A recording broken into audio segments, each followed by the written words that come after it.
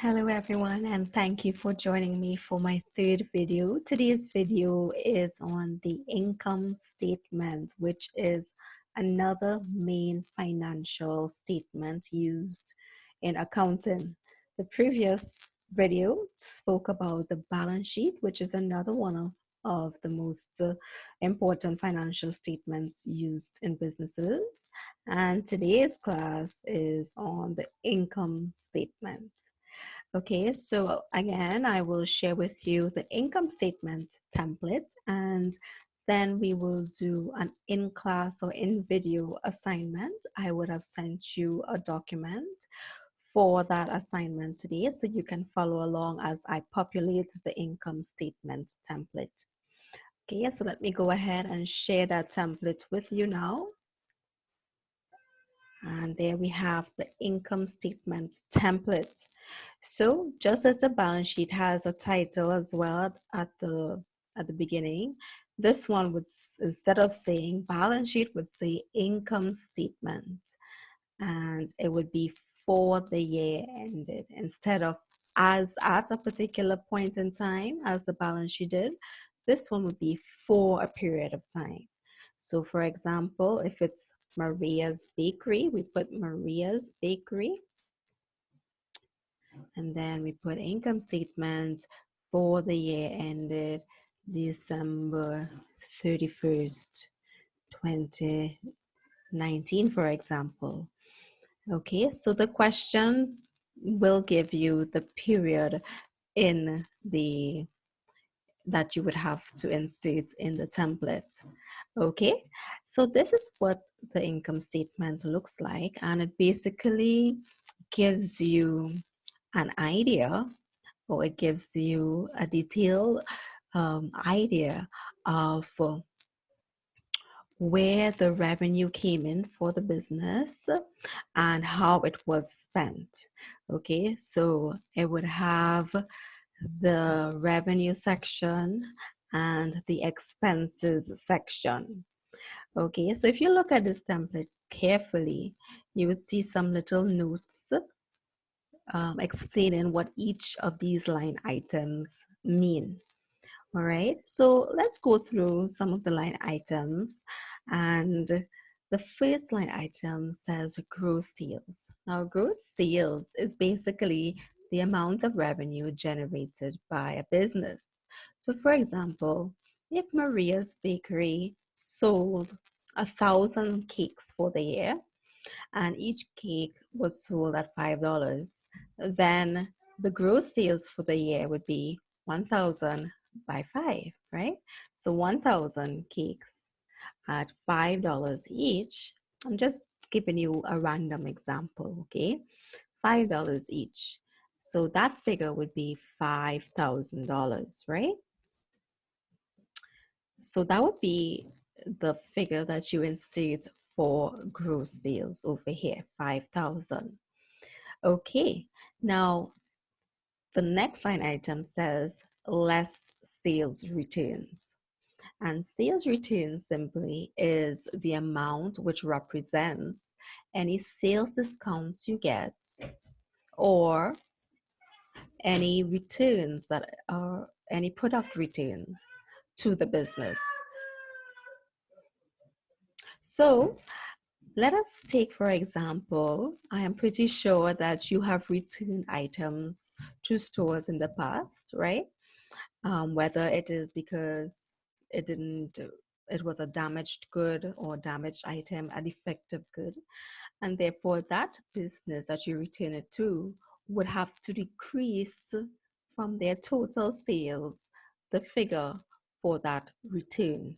Okay, so that basically is what sales returns is. Any item that is returned to the business because of whether it's a defective item or the customer just doesn't want it anymore, or even if there are any discounts given to customers for that particular item that they are buying, that figure has to be deducted from the total sales. Okay, so we have sales returns deducted from the gross sales to give you the net sales figure. All right, so let's say, for example, sales returns in this case, let's say, was a very low figure of $50, all right? So that would be the net sales figure. And then we have something called cost of goods sold. Cost of goods sold is basically any cost directly related to the manufacture of a product. So let's say, for example, with Maria's Bakery making cakes, the cost of goods sold will be all the direct costs associated with making cakes. So for examples would be things like the butter, the sugar, the eggs, all of the ingredients that the bakery would have to use to make their cakes. That would be recorded under cost of goods sold. Okay, so obviously you would have to buy stock beforehand in order to make your cakes, and that would be the opening stock, of materials to actually make the cakes. And then you add any additional supplies that you have to purchase during the course of the period of time. And then at the end of the period of time, which in this case is December 31st, you minus whatever stock is remaining, or whatever stock remains at the end of that period.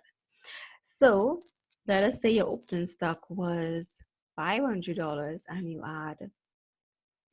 you bought $1,000 worth of materials or raw materials or ingredients during the course of the period, and then at the end of December 31st, 2019, you remain with $500 worth of raw materials.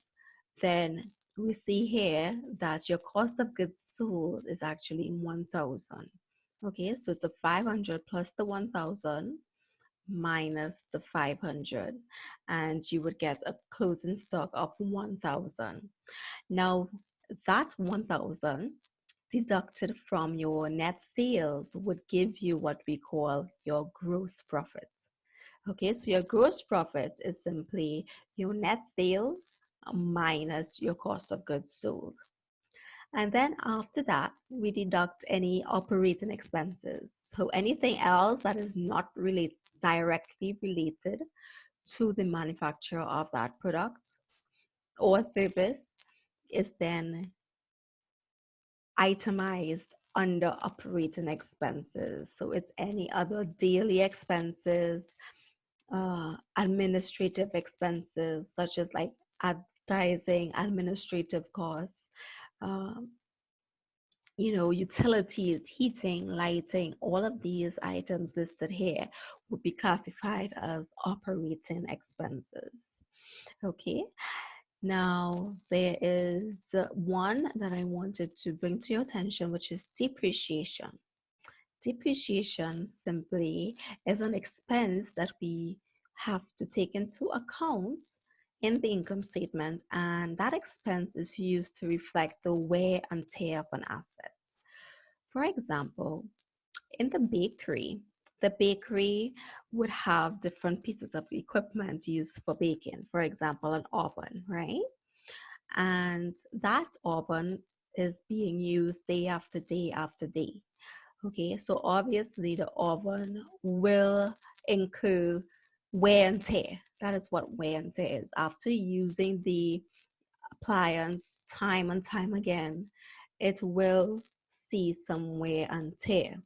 Okay, so over time, you would have to replace your oven. All right, but for accounting purposes, we would have to account for that expense of wear and tear for each period. And let me do an example to show you how it would work. So let's say that Maria's Bakery bought the oven for $1,000, okay? And the oven is expected to last 10 years, okay? And at the end of the 10 years, Let us assume that if she were to sell the oven, she might get maybe $200. Okay, so what we have to do is depreciation basically is the difference between the cost of the item, so the cost that you put out when you purchase the item, okay, minus the salvage value. Now, the salvage value is simply what money you will get back if you were to sell the item at the end of the period of the useful life of the item. So in this case, the cost of the item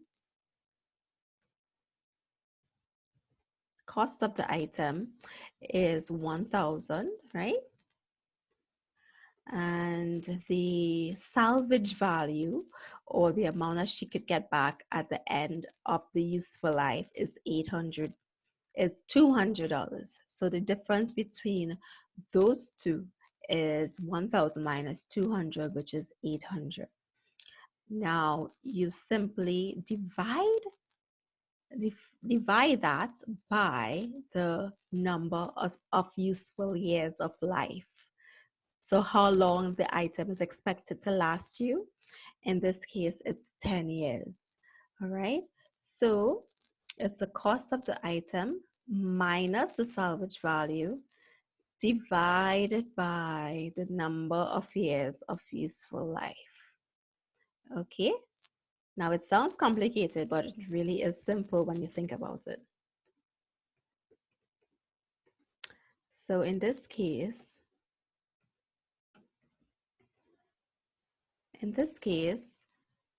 the number of years of useful life is 10 years. So the depreciation each year, each of those 10 years then will be 800, right? 800 divided by 10, which would give you $80 that you would have to insert each year for depreciation. Okay, so then we have the total operating expenses. After you add up all of the operating expenses, you would have the total operating expenses.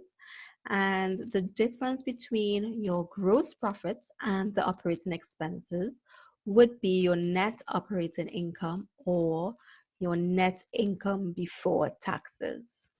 Okay, then you minus any taxes. In the question, they will give you a percentage to work with most of the time. So let us say, for example, your net income before tax for simplicity is $4,000. And the taxes, they would say a percentage. So let us say, for example, your taxes is 30% tax. Then you have to find out what is 30% of 4,000, right? To figure out how much is the tax.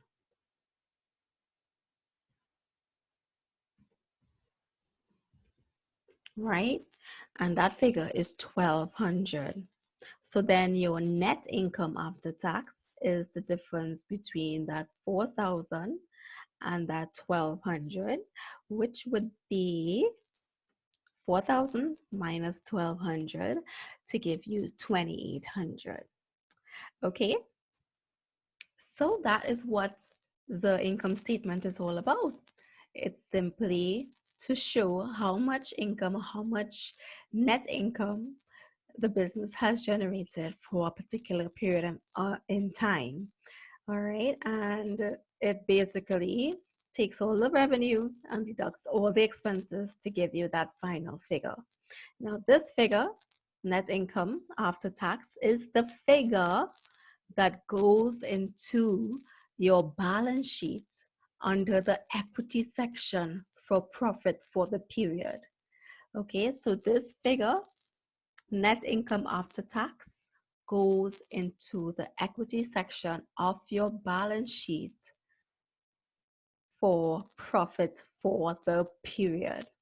Okay, so that income statement and the balance sheet are very much linked together.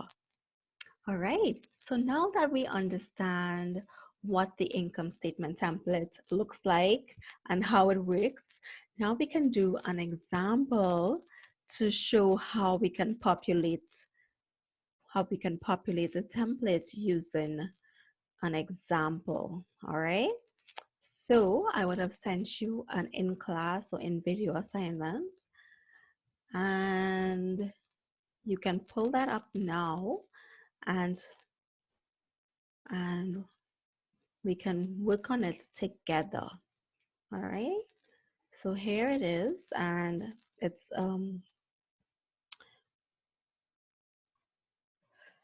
so this is the question that I would have sent to you, which says that the cost of goods sold was $2,500 and sales revenue for the year totaled $70,000. Operating expenses are $20,000 and the tax rate is 40%. Okay, so let's start with gross sales. Do we have any figure that we need to enter into that? I'm sure we do, right? That's where everything starts. So the gross sales is the same thing as saying the sales revenue. The sales revenue for the year totaled 70,000. So we insert 70,000 there.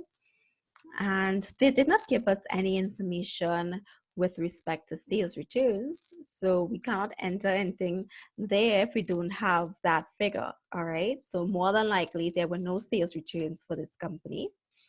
Okay, and then we have cost of goods sold was $2,500. Now they didn't tell us about opening stock or closing stock, so we will input that into $2,500 under purchases, since it didn't give us any information about that. All right, so we see that your gross profit was 67,500. And then we move on to operating expenses are $20,000. Again, they did not specify what these operating expenses are. So we can put it under miscellaneous since it didn't specify. And there we have it. Net income before tax is 47,500. Now they said that the tax rate is 40%. So let's find 40% of 47,500. Oh, 40,000. That is definitely incorrect.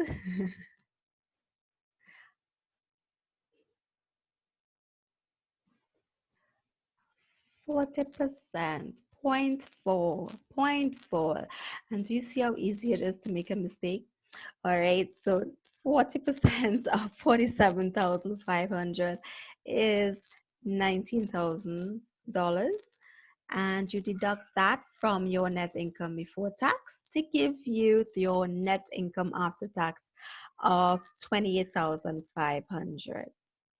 All right, so this was relatively straightforward, and I will send you an assignment to practice using the income statement template as well as the balance sheet template that we did on the previous week, so that you can get more comfortable with those two main financial statements used by businesses.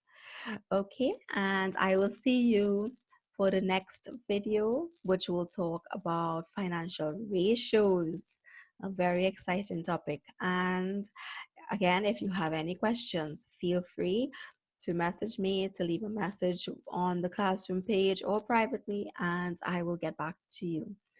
All right, so have fun doing that assignment, and I will see you soon.